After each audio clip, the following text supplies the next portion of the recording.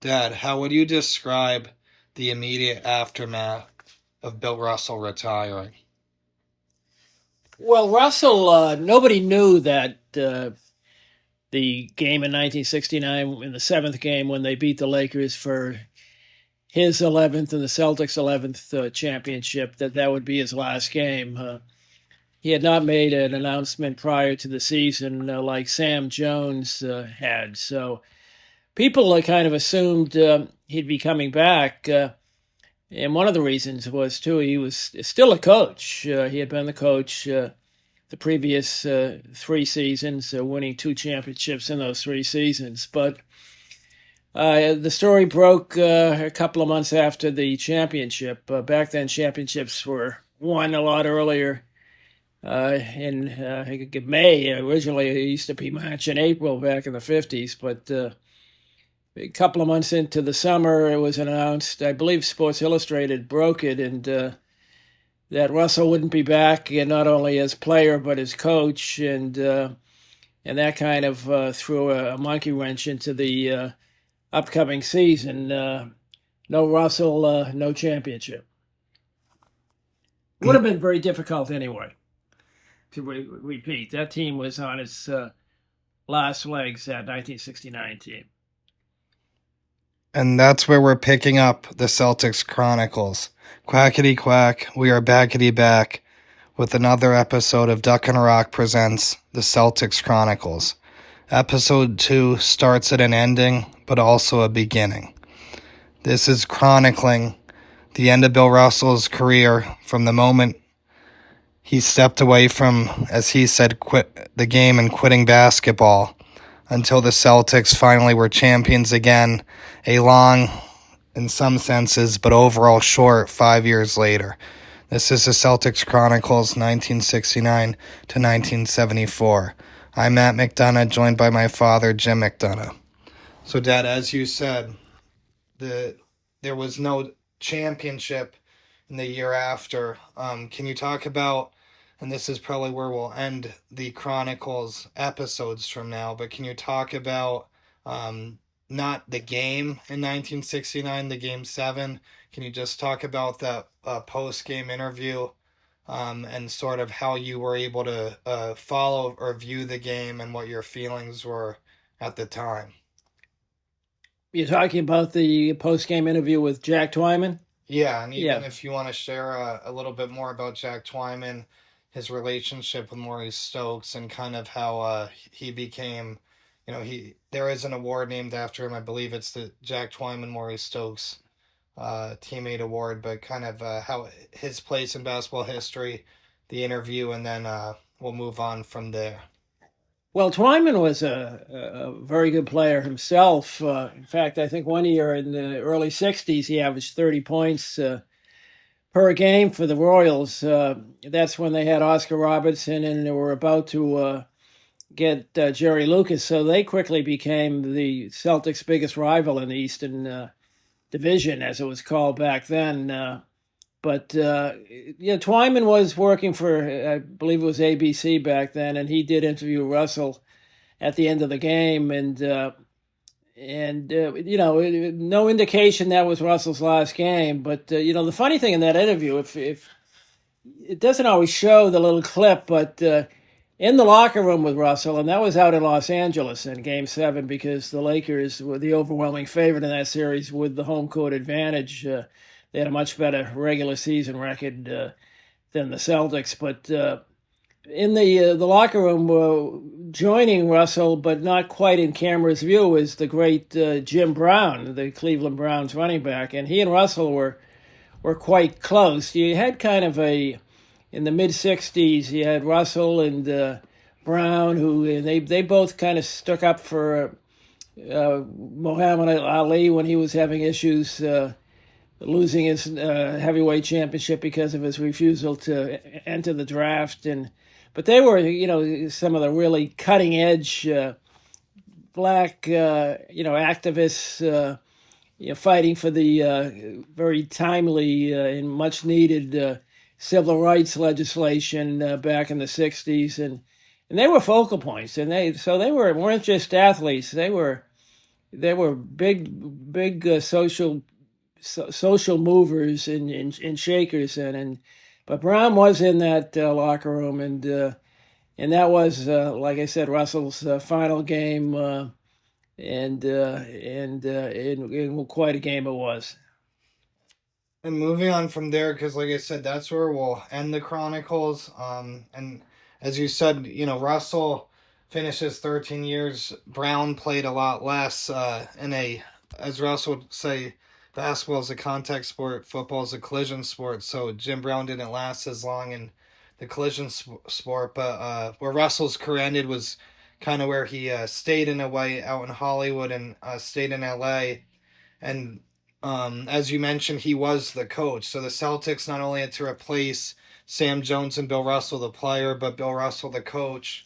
And in 1969, 1970, one of the former Celtics who, even though it's been reported by some that Russell was always Red Auerbach's choice, it's been reported by others that Tommy Heinsohn was among other Celtics who were offered the head coaching position following, or as Red Auerbach was planning to retire in 1967, and he declined, but he did take the job in 1969-70 and coached the Celtics to a two-place below where they were the year before. Instead of sixth place, or instead of fourth place, they're in sixth place, 34-48 record. Until the next season, 1970-1971, Dave Cowens came into the league and won Rookie of the Year, and the Celtics still didn't qualify for the playoffs, but they had a winning record at 44-38. How would you describe those seasons, even where you were in high school, kind of your level of interest, how it was following the team after growing up during your youth, having the Celtics in every NBA Finals but one that you could recollect? Well, it was tough. It was something a lot different. We expected a falling off with Russell gone, and of course Sam Jones gone also. They, like you had said, they finished 48-34 his last season in fourth place, and back then, I believe there was a 14-team league, 7 teams in each division, and 8 teams made the playoffs. So they were, among the last qualifiers for the playoffs. But there was no issue with them making the playoffs. They kind of coasted with those 48 wins. They just wanted to get in. They knew they had an older team and they had the experience, but they didn't have the horses to really compete with some of the younger teams that were winning in the upper 50s that season. So the following season, they picked up, believe it or not, from San Diego, a 7-footer to replace Russell, who was only 6'10" himself. But the 7-footer happened to be Henry Finkel, which brings back some not so good memories for a lot of Celtic fans at the time. He was kind of one of the original big men that liked to shoot outside. In fact, at the University of Dayton, he was an All-American 7-foot center.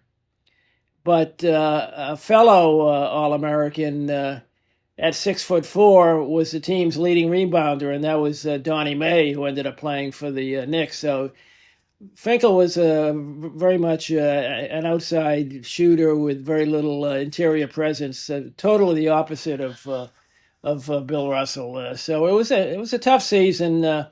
But they finished poorly, and they had, I believe, the third, fourth overall pick, and they drafted Cowens, then kind of an undersized center at 6'8", 6'9", they described him. They didn't know whether they'd use him as a forward or a center. In fact, his first couple of games, they had a holdover from the previous season, Garfield Smith, who started at center, and they started Cowens at power forward, but quickly they realized that Cowens could play bigger than his size, and he was a natural center and with a great all-around game. And while he'll never be a Bill Russell, he certainly helped the Celtics back to quick respectability and then onward and upward from there. Can you describe the NBA draft back then a little bit?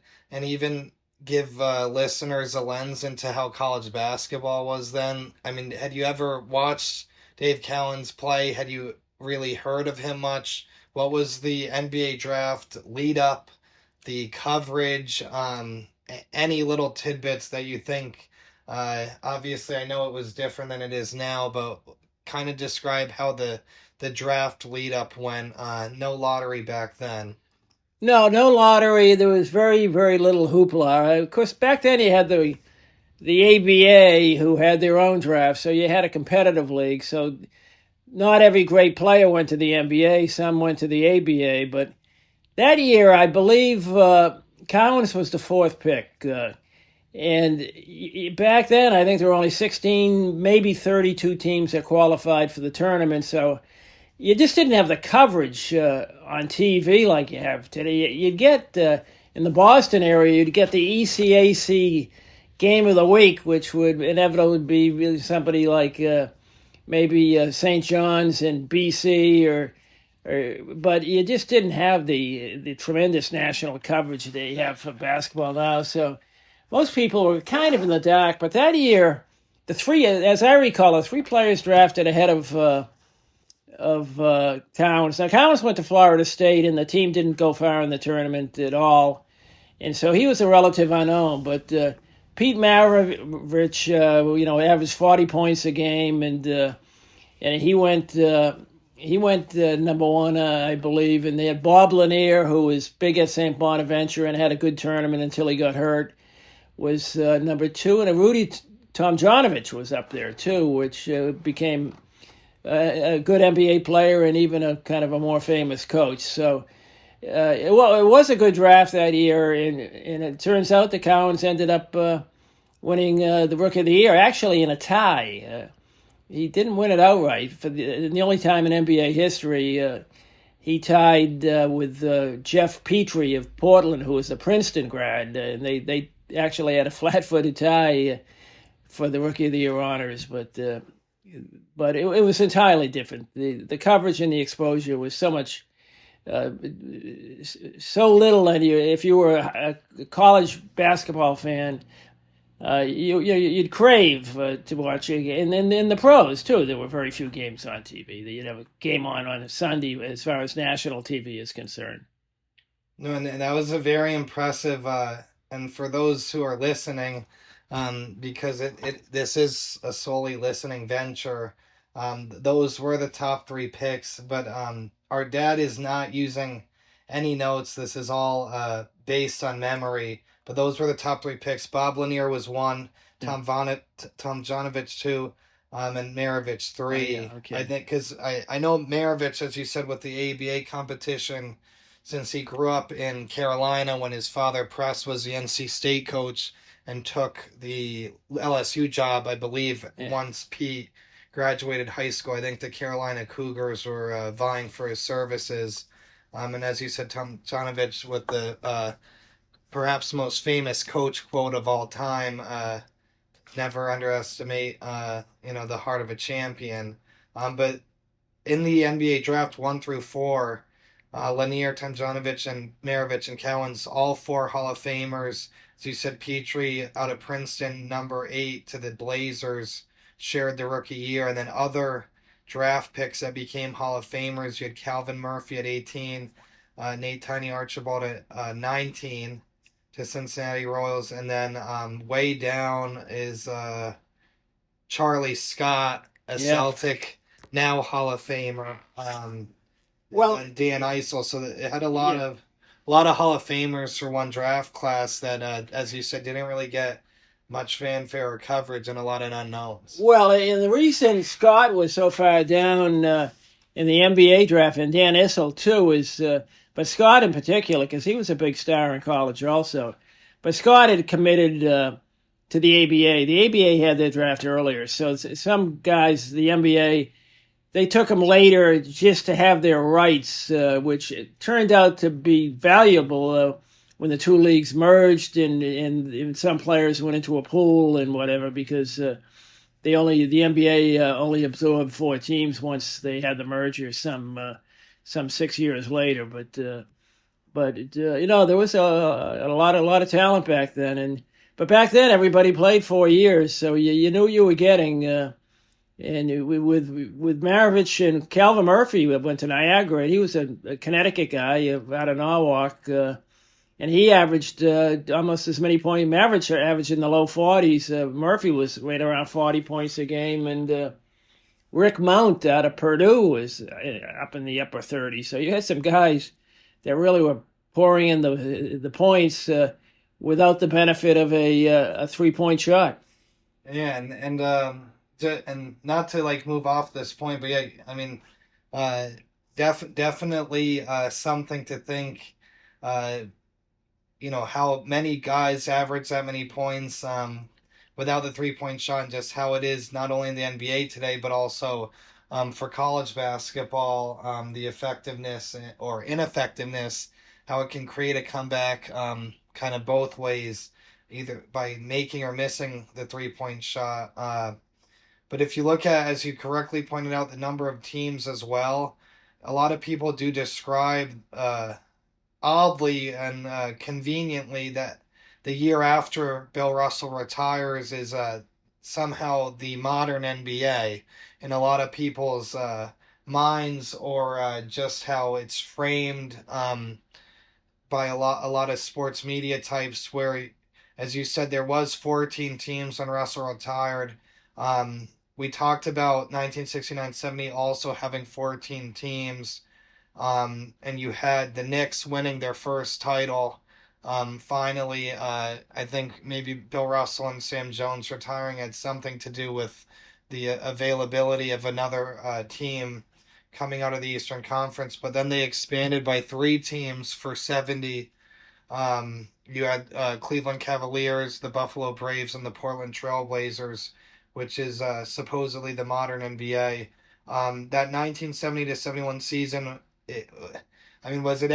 was there much hubbub about the league expanding by 3 teams? Was there any difference to you in the style of play or the quality of play that turned the NBA from prehistoric to now what is considered the modern NBA? No, this is just some convenient catchphrase, maybe from some of the people that are kind of looking back in a revisionist way of history, but it wasn't any major turning of the page or anything. The same players the Knicks had in 68, 69 when the Celtics beat them in 6 games, I believe, in the playoffs that year. It was the same team the next year that won the championship. So I mean, how could it be that much different? The Celtics just weren't the same team, and the Knicks.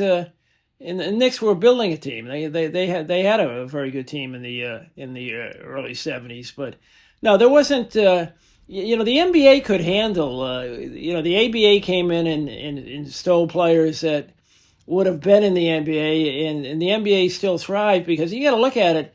You don't need 53 players to fill out an NBA roster. You get plenty of people play basketball. Or plenty of talent around, and no, the league's growth and what the NBA did, unlike football and Major League Baseball and the NFL, is that they tended to look at cities that didn't have any professional teams and targeted that particular city, hoping to be the only game in town, and it worked out well. And you only had.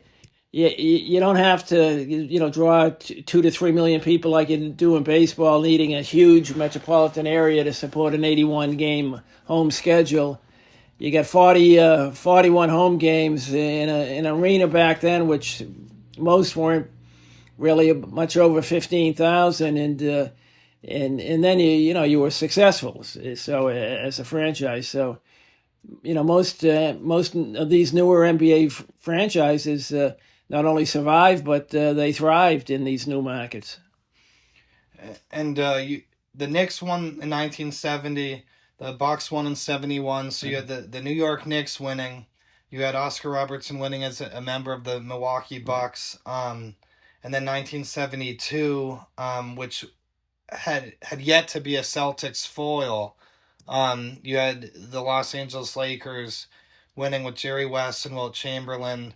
Right. Unfortunately, from a historical revisionist perspective, it's unfortunate Elgin Baylor didn't make it through the year to finally see a title. But where you were at in life and now where you are now, kind of looking back at it, well, from someone who had seen the Celtics in the finals every kind of cognizant year of your life to then see the Knicks, an old Celtic rival, Oscar Robertson, and then the Lakers winning, were there any feelings that you had? Do you remember kind of how you looked at it then and how you kind of look at it now?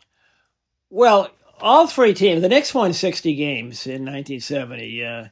Reed was healthy that year until the playoffs, but they, and throughout most of the playoffs he was too, but that was a very good team. And then the Bucks, I believe, won 66 games, and the Lakers won a record 69 games in 72 in consecutive seasons. The Lakers won 33 games in a row, so those teams were both outstanding, the Bucks and the Lakers, and they just really they dominated the league. And so from a Celtic perspective, you had to respect those teams. They were every bit as good as any of Russell's teams in their prime. They were outstanding teams. And 72 obviously was a big year for you personally. As your high school basketball career came to a close, your final game was against a familiar name that a lot of Connecticut and UConn alums and fans would recognize as you finished as a member of the Norwood High Mustangs. Your final regular season was against what town and team and coach? Well, it was Dedham High School, which was just it was our rival, our Thanksgiving rival for football, and we were in the Bay State League at that point, and we played every team twice, and Dedham happened to be the final game, and the coach at Dedham High then was Jim Calhoun, and Dedham did go undefeated in the Bay State League at 18-0. But did not win the Tech tournament at the Garden. I'm not sure. I can't remember. There was some good players back then. Ronnie Lee from Lexington, who actually grew up in Boston, but was played for Lexington High, was one of the more outstanding seniors that year, amongst others. But Calhoun from that point went directly to Northeastern, and then eventually to UConn to carry on to become the man with the second heaviest Boston accent in Connecticut, Jim Calhoun, after yours truly. And as Jim Calhoun was getting ready that spring to embark on his college coaching career and going from Dedham to Ruggles in Roxbury with Northeastern, there was a team that did finish the whole thing in the Boston Garden at Norwood. Unfortunately, it wasn't the basketball team, but can you give a little insight onto what Norwood High team did finish their title at the Boston Garden? Well, that was the Norwood High class of 72, the Norwood High hockey team, which was outstanding that year, and they were undefeated.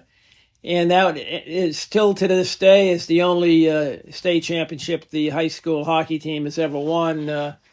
And I can tell you, being a member of, we seldom played the same night, but when we did have a conflict, the hockey team playing as well as the basketball team, the cheerleaders had to pull straws to see who would have to go and cheer for the basketball team. It wasn't duty that they really relished. They preferred that championship hockey team. And looking back at it, as our season ended well ahead of theirs, and being at the Boston Garden for the championship, I can say that I preferred that team too. Yeah, I mean, undefeated is a little better than 6-12 But can you also describe, and I don't think you were a part of it, but something I'm sure every greater Boston kid dreams of is having their name announced over the Boston Garden PA, the loudspeakers, and I think a couple of your friends were able to make that happen during the state championship hockey game. Yeah, the state championship. Well, the Eastern part of it, which really was a state championship, then they had to go on to beat St. John's from the West, which actually was out from the Worcester area, but it was at the Garden, and we played Arlington. And Arlington was a big, not in our league, but a great hockey town and a big rival. But we're all up there, intently watching the game, and all of a sudden, over the loudspeaker at the Boston Garden comes, if could so and so and so and so please come down to the scorers area here. We're looking for you. So they're getting paged to their names, and we're looking all around. And meanwhile, we look down, and right next to the announcer, the two guys that what they ended up doing is paging themselves just to get a little recognition. Because again, they were two basketball players that were among the many starving for recognition from that season. And then your next stop, well, just like Jim Calhoun, your next stop was college too. Instead of college basketball, it was intramural basketball in the frat league. But you go to Duquesne down in Pittsburgh during the 72-73 season. Which how would you describe that season for the Celtics? Kind of give the listeners a little background on the record and just the regular season before we kind of delve into the playoff element of it all. Well, they ended up, they really came into their own that year. Cowens ended up winning the MVP, and that his third season. And they ended up having the best record in the history of the Celtics, better than any record the Bill Russell teams had. They were 68-14. And as I recall, I think they won 23 out of their last 25 games. So they were outstanding. And I was actually, the Celtics on radio back then were on WBZ, which was a big 50,000-watt station. So I would listen to a lot of games in Pittsburgh. I was in a high-rise dormitory, and I stick the antenna out the window and listen to the Celtics play on a Friday night. And I was just really pleased on how they came along, and they're heading into the playoffs with the best record in the league, and obviously they were back, but were they back to being a championship team? That was the question heading into the playoffs.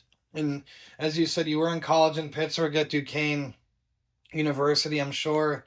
Not just living, where were you? St. Mary's or the Towers then? The first St. Martin's, the freshman and year. That was still a high enough rise, and then I was on the 8th floor, yeah. And then being on the bluff, maybe you get a little bit of an increased signal there. Well, before we delve into the playoffs, were you able to see any TV? And then when did the Sixers start playing in Pittsburgh? Like, what was your NBA exposure just in general that year, like in terms of TV as well? Well, the TV would be the Sunday game, and oftentimes, Pittsburgh did not have a pro team, so they really... did they have the ABA still then? But the team, there wasn't an ABA team. Pittsburgh started out with an ABA. They actually had two. They had the Pittsburgh Pipers in like 1966, which ended up moving to Minnesota, becoming the Muskies and actually winning an ABA championship. And then they had the Condors, the Pittsburgh Condors, who... that was Connie Hawkins. They won an ABA title. Yeah, they moved too. So by the time I got there was no ABA team. In fact, one of my freshman roommates who ended up... well, anyway, suffice to say, his father, which really was his stepfather, was an owner of one of these ABA teams that had moved. But the Sixers did play 6 games that 72-73 season in Pittsburgh. So I did see a couple of games. One I recall vividly where that was a Sixer team that went 9-73, setting a record for futility. In one of the games, Kevin Lockery happened to be the coach, and after losing another game, we had good seats, and he headed out and he kicked over the 24-second clock, which was right on the baseline then, while departing the arena in front of probably a crowd of about 800 people. As Pittsburgh, there was a reason why Pittsburgh did not have a professional basketball team. That was it wasn't the Mellon Arena then, but what arena? That was the Civic. It's called the Civic Arena, and it was an interesting. It was shaped. They called it. The nickname was the Igloo, and it was shaped like a dome, and it had a retractable roof that kind of closed in on each other, so it couldn't fully open. But they would open it up, I guess, during the summer for some concerts, but that's where the Sixers played, and that was Duquesne's home arena too. So when the marquee in front of the arena said the Civic Arena, home of the Pittsburgh Penguins, obviously the NHL team, and the Dukes basketball. So Duquesne had a strong. It was coming off a strong basketball tradition, but it was waning at that point. And we'll definitely, when we get to 80s episodes, talk more about Duquesne through the lens of the early 80s. Sort of into Showtime Lakers. But in terms of 1972-73, the playoffs, the Celtics had Dave Cowens, as you said, MVP in his third year, who also won the All-Star Game MVP. They had an established John Havlicek, who was a holdover from the Russell dynasty. And then another piece of the Russell Dynasty Celtics, and Tom Heinsohn leading the team as head coach, who actually won the Coach of the Year award in 1972-73 to make it the second Celtics coach to win the award behind Red Auerbach. Apparently Bill Russell being player coach and winning 2 championships wasn't enough to win the award, despite it being a regular season award. Maybe being a player coach could have carried a little more weight there, but they go into the playoffs with a 68-14 record, as you said, and then they face the Hawks, and then the Knicks. You want to kind of... Well, the Hawks, in fact, I got back because Duquesne got out early around the 1st of May, so I saw a couple of the Hawk games, and that was not a difficult series, but by the time they got to the Knicks, actually, well, I'm dating myself a little bit on that Hawk thing. But anyway, the Knicks, Havlicek hurt himself and he wrenched his shoulder and literally played one game strictly with his left hand as a right-handed player. And it really was the reason that they couldn't overcome the Knicks. And they lost in 7 to the Knicks, the 7th game being at the Boston Garden, as they did have the home court advantage. And that Knicks team was not nearly as good as the 1970 team.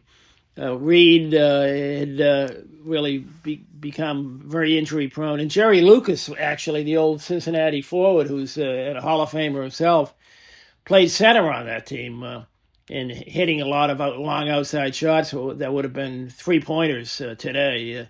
But it was the team that took advantage of the situation, and they ended up, beating the Lakers in the playoffs, because the Lakers had gotten old all of a sudden too, and that 72-73 season happened to be Will Chamberlain's last season for the Lakers. So there you have the 2 Knicks championships, both coming in the early 70s before the one that they just won this past week. And so was it strictly radio? That's like, how were you able to kind of consume the series? Well, no, again, some games were on TV, but again, you had to really, you have to know Pittsburgh, and you'd get a station in from Ohio that would pick it up, maybe Steubenville, whereas the ABC affiliate in on a Sunday afternoon in Pittsburgh would put on the movie of the week. So it was frustrating, but it was not a pro basketball town, and it was pretty obvious the way the NBA was treated, that they had no. They didn't foresee the city ever having an NBA team, which I guess you go back to the 40s, and there was a team in the late 40s, the Ironman, I believe, for the season. But yeah, the Pittsburgh Ironmen and I think Toronto Huskies and Providence Steamrollers, among others, didn't last beyond that debut season. No. Pittsburgh's a football team. Retroactively dubbed the NBA. The NBA debut season, they weren't even the NBA. Yeah. So then we move on to 1973-74. What were your expectations going into the season, especially after the playoff shortcoming, despite the injury, obviously losing a Game 7 to the Knicks at the Boston Garden, to an eventual champion, but not finishing the job with the best record in franchise history. What was your expectations? What was your excitement going to the season? Well, everybody was coming back. Havlicek, while being at that stage, he came in the league. Havlicek actually was a rookie in 62-63, Bob Cousy's last season. So he bridged quite a few players' careers there. But Havlicek was a young, at that stage, a young 33, 34, in tremendous shape.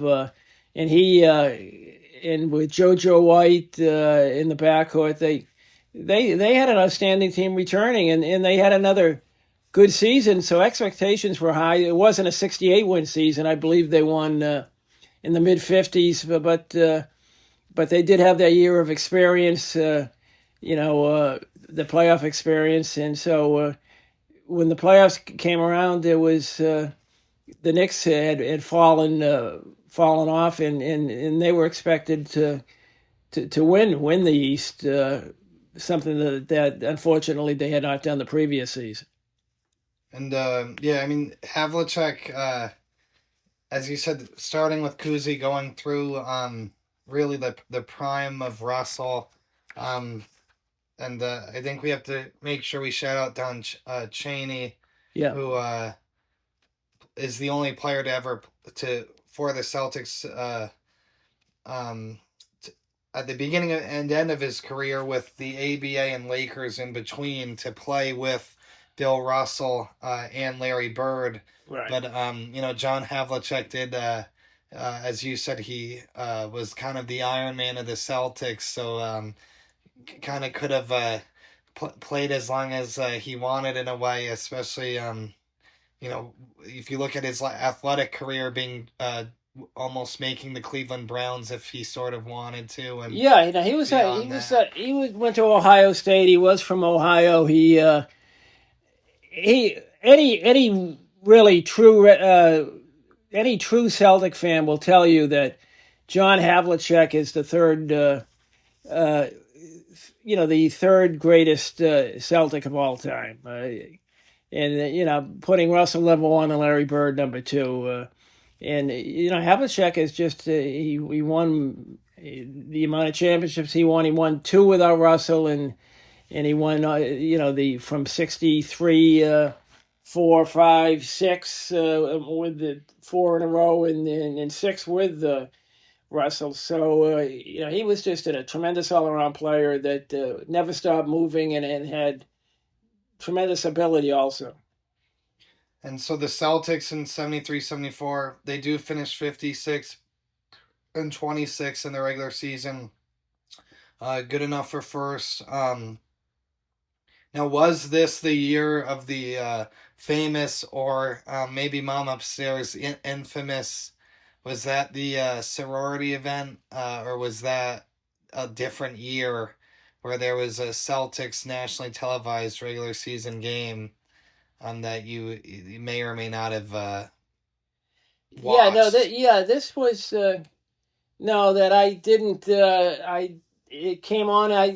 We didn't expect to be able to get the game, and there was a sorority event, and your mother was expecting me to maybe be there, but it wasn't really a formal where it was something where you were going to meet at the event. But the Celtics somehow took priority that evening. But things did work out, and for further proof, you and your brother are here today. And well, so you said it wasn't a formal date, but the sorority event. What was she wasn't her mom back then, but what did you miss mom doing as part of some relay race or something? Didn't she? Yeah, there was it was a Greek weekend event. Riding around in a tricycle. I think they had her in, and she pledged a group, a sorority called Sigma Lambda Phi, and they had to walk around campus with stuffed lamb dolls and animals. So it was, but that was kind of secondary during a Celtic playoff run. So just again to a third time while mom was doing the event, where were you? I was watching TV. Yeah, in the dorm watching a Celtic playoff game. Yeah. So in the playoffs in 73-74, the Celtics start with a former most recent expansion team, the Buffalo Braves. They won the series 4-2. Can you talk about the Buffalo Braves, which in some circles of the NBA community, a lot of people might consider the Buffalo Braves as the Celtics in a way, since the owners sort of swapped franchises later on. But the Buffalo Braves came in 1970. Who was on their team? A future MVP, and kind of what was the series like for the Celtics winning 4-2?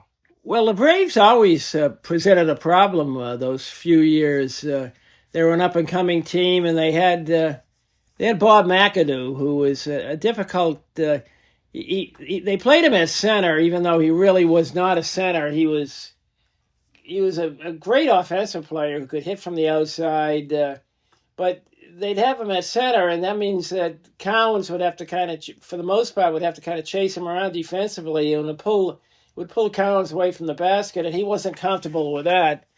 And they had Ernie DiGregorio was a great playmaker.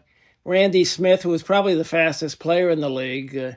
So they had a good team, and everybody was nervous for that series, but the Celtics prevailed, and continued on. But the Braves ended up moving. They moved. They're the Clippers of today. They moved to San Diego, and then San Diego to Los Angeles. But John Y. Brown was involved with some ownership there too, who had bought into the Kentucky Fried Chicken franchise. And 1978. That's when, I think, as you said, like the John Y. Brown wanted to have a team, or excuse me, the Celtics owner wanted to move his team to California, so him and John Y. Brown swapped the franchises in 78, right, to sort of facilitate Irv Levin moving the team to California, which eventually was Los Angeles, where they are the Clippers today. But as you said, the Buffalo Braves became the San Diego Clippers, and he got his team to California, and then the Celtics remained in their rightful spot, and didn't become a vagabond franchise, original franchise like the Warriors. And then obviously McAdoo, who an MVP, eventually played on the Celtics in 79, and then fortunately was part of a Showtime Laker title against the Celtics, as well as an assistant for the Miami Heat during the end of the Celtics' most recent Big Three iteration, where he was on the bench for the Miami Heat during the 2012 and 2013 titles. So McAdoo, at the beginning of his career, loses to the Celtics 4-2, and then the Celtics in 1974 move on to face the New York Knicks in the conference finals.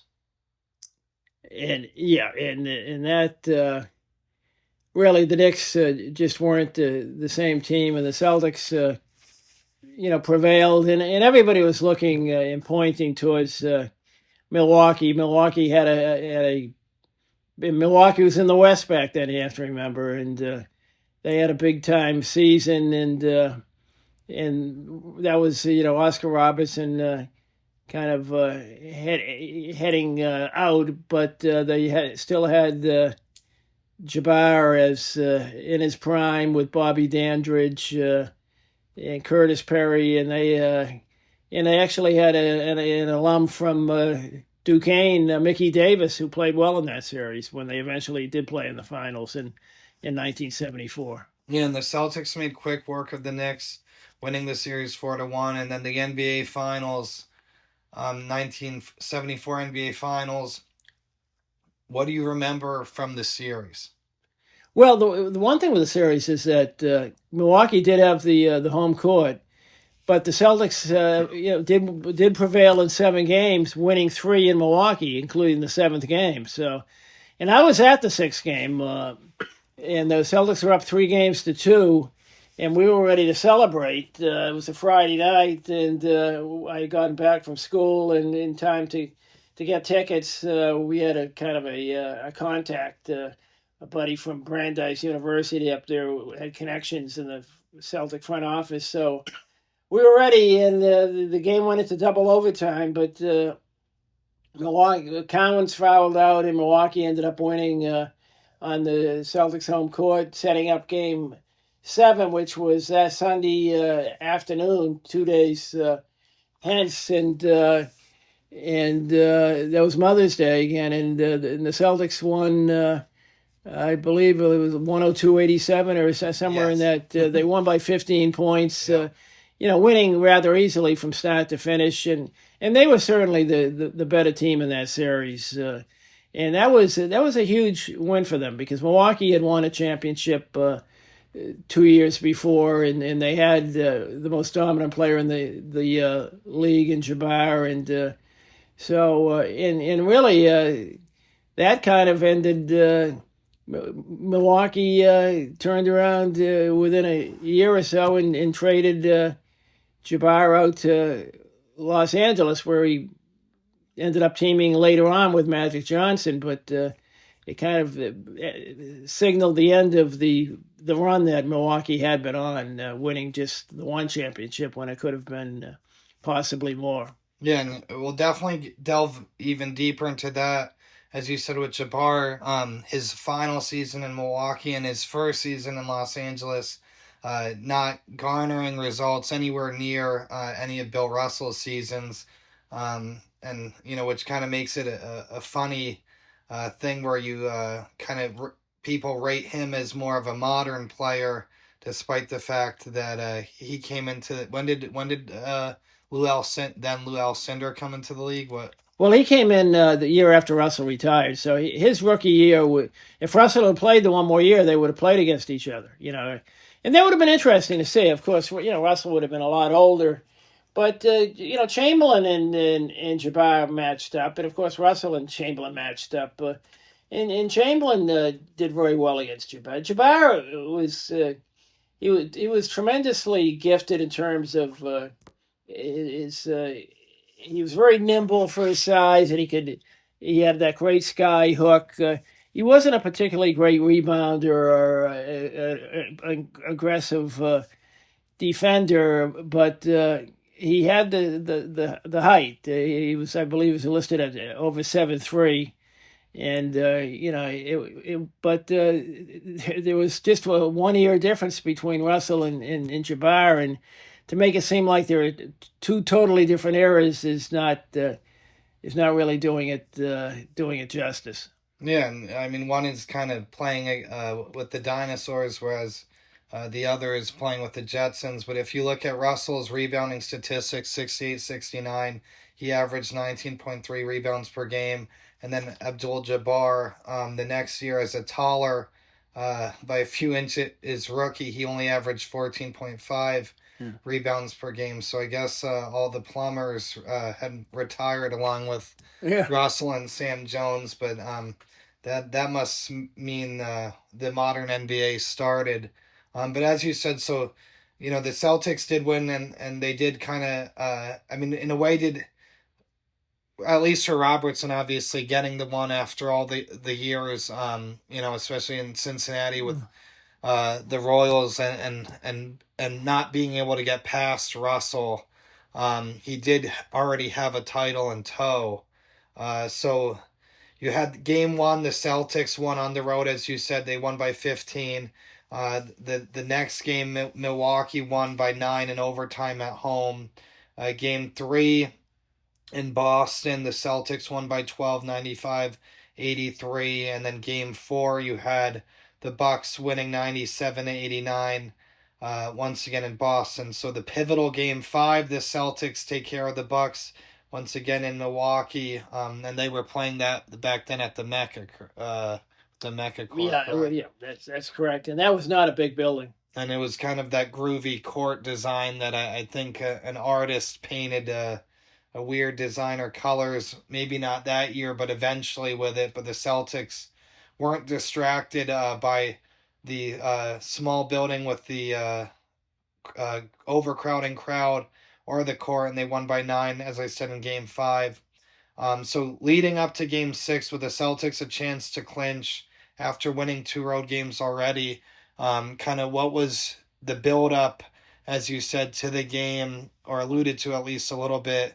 What were your plans? You were with some buddies going in to Boston. What was the build up to that game? Yeah, we drove in, and we had a cooler full of beer, I can tell you, in the car, ready to celebrate. And back then, believe it or not, and it was not only the Celtics, but it would be the Red Sox. We were college students, and the drinking age was 18, so there was not an issue in terms of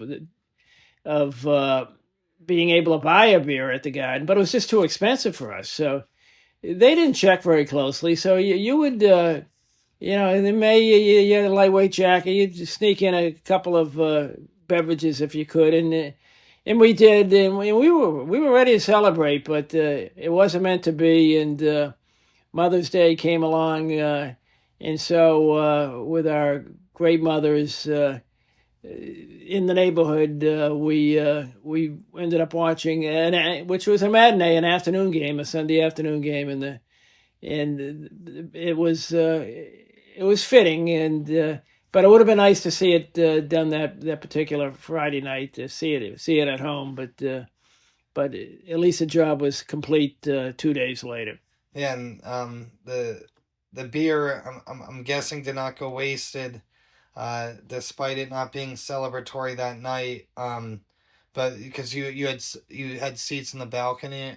Yeah, we had that was the old Garden, and as I mentioned before to Colin, a lot of people talk about Fenway Park, particularly if you grew up in Boston, and I grew up 14 miles from Fenway, and I love Fenway Park, but still my favorite sports venue of any kind is the old Boston Garden. It was just nothing like it. You were so close to the action. There were a lot of obstructed seats, which was the unfortunate thing. Believe it or not, if you sat in the stadium and the first balcony overhung so much that if you were tucked up in the stadium section in that lower bowl, you couldn't see the clock. So there were certain issues there, but no, we were in the first balcony then, and it had a great view for the game, but unfortunately,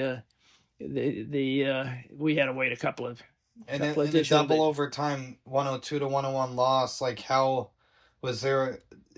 did you feel like they had it at certain points? Yeah, well, Havlicek made a couple of big shots, but Cowens fouled out, and then Jabbar. It's shown in some film clips. Jabbar hitting a baseline sky hook over the aforementioned Henry Finkel, who is still on the team. Then the 7-footer who was only in there because Cowens had fouled out, but and when he did hit that shot, he yelled out quite loudly. But no, he's he was a tough guy to go against, Jabbar. But we got him 2 days later, which was very satisfying. And as you were celebrating Mother's Day with our Grammy, did you watch the game with Annie and Grampy and Grammy? Was it kind of we actually went up to a friend of who had a TV in his basement. It was a little cozier there, and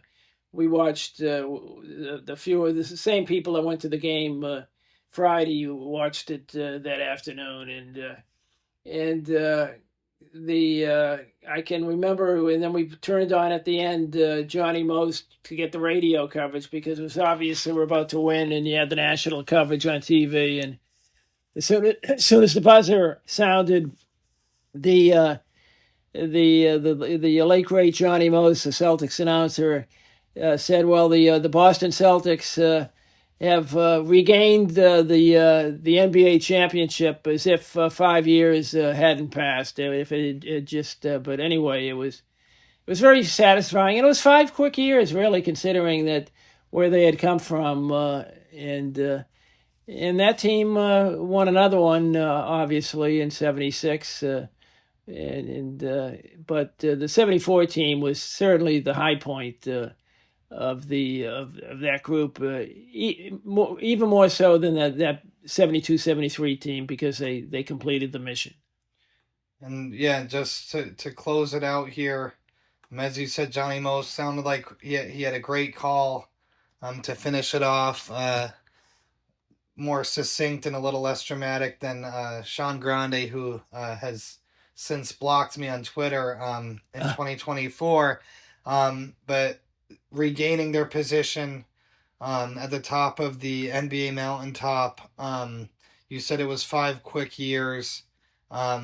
Even kind of where you were at in life, finishing with Russell and then now being in college, kind of what did it solidify to you in terms of the Celtics as the NBA's best franchise, winning one without Russell? Was there any extra satisfaction? I'd assume it could be comparable to when UConn won with Kevin Ollie and then 2 with Hurley after Calhoun leaves, or the Patriots being on the doorstep, but definitely not having the key to unlock the first Super Bowl this past year without Belichick and more importantly Tom Brady. Did it kind of give a little bit of added satisfaction or hope that it wasn't just a Russell dynasty? No, it did. It kind of showed, because the Celtics hadn't won before they got Russell. They came into the league in 1946 and didn't win until the 56-57 season, which was Russell's first. And so you needed that. You needed to put a stamp on the fact that, we had the great run with the great Bill Russell, but now we're moving forward, and we're going to keep this Celtic tradition going. And this was, I think, around the time that they started, coining the phrase, Celtic pride, and it just, as a long time Celtic fan, and keeping in mind that, at this time, the city was changing a little bit in terms of the fans. The younger people were becoming more and more into basketball, whereas the World War II generation of my father and they were primarily hockey fans, and that was really solidified in the early '70s when the Celtics were down, and with the Bruins winning the Stanley Cup in '70 and '72 with the great Bobby Orr. So it was kind of starting to fade a little bit because of injuries, and the Celtics really were establishing themselves, and they were drawing much better than they did when Russell was on the team. So Yeah, in that game 6 you were at, drew 15,320 to Boston Garden. You mentioned in terms of Milwaukee's arena, less than 11,000. yeah. The note here, again, the Celtics winning the 1974 NBA title, winning the finals 4-3, winning 3 games on the road. Game 7 was 102-87. And Heinsohn switching the defense to double and even at times triple team Kareem Abdul-Jabbar, who, as the box score illustrates, manages 26 points despite that in a losing effort. But Cowens led the team in points and rebounds with 28 and 14 respectfully. But the finals MVP, which was the first finals MVP in Celtics history because the award wasn't a thing until 1969 when Jerry West wins it as a 4-3 loser for the Lakers against Bill Russell Celtics. John Havlicek wins the finals MVP. And there were 8 Hall of Famers, players in the series, as well as 2 Hall of Fame coaches. So a lot of talent in that series. And any final thoughts to kind of put a bow on the 74 title as we close this chapter of Celtics Chronicles? Well, looking at the next year, they had another. Actually, they had a better regular season the next year. Cowens got hurt in the preseason, late in a preseason game, and they got off to a rocky start. I believe they were like 9-8, and they went on a terrific run when he came back. They were 9-8 without him, and they ended up winning 60 games to tie the Washington Bullets back then at 60-22 for the best record in the league, and that was in the 74-75 season when they were out to defend their championship. But unfortunately, they made that run and they tied Washington with the best record and got the home court in the playoffs because of the tiebreaker. And then they ended up losing to Washington in the opening game at home and lose the home court advantage they had worked so hard for right in the first game, and end up losing that series in 6 games. And so there was no repeat. And that was a team that could have repeated, and it didn't get over the hump. But for future broadcasts, we can get back to 76 and yet another Celtic championship. Yeah, and I'd assume 75 they ran into a former Rookie of the Year and MVP in their rookie year with Washington, who eventually would win an NBA championship after the Celtics won in 76. So we'll pick it up in 75, 76, and really the 70s, save for the end of the 40s and 50s, obviously the Lakers had the 5 in a row, but the 70s really, for a decade of basketball, had the most variety of champions and not many repeat winners. So we'll talk about the Celtics being the second team to repeat in that decade after the Knicks on the next episode of Celtics Chronicles. Thank you everyone for listening. Again, this has been a Duck on a Rock presents the Celtics Chronicles. We have another bonus bit with our mother, Marcy McDonough. As was discussed in this episode, there was a tricycle race during a sorority event that Dad missed. Mom, do you recall the event? And do you remember why Dad missed seeing you in the tricycle race? I do remember the event. I was pretty good at it, actually. I do not remember why Dad missed it, though. I'm sure he'll tell you, or he told you.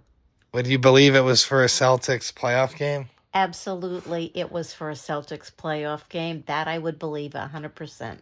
Dad said it was not a formal date. It was more of a group meeting. Can you confirm that? I kind of felt like every time was a date, so I didn't realize it was just a group meeting. Were you expecting to see Dad when you finished this tricycle race? Of course I was. But he was a no-show. The Celtics won over me that day. I'm sure that's not, or maybe it is the way it would continue on. Thank you, Mom, for joining for another bonus bit at the end of the second episode of Celtics Chronicles. Thank you, listeners who stayed with us this long. Thank you, as always, for being part of our flock.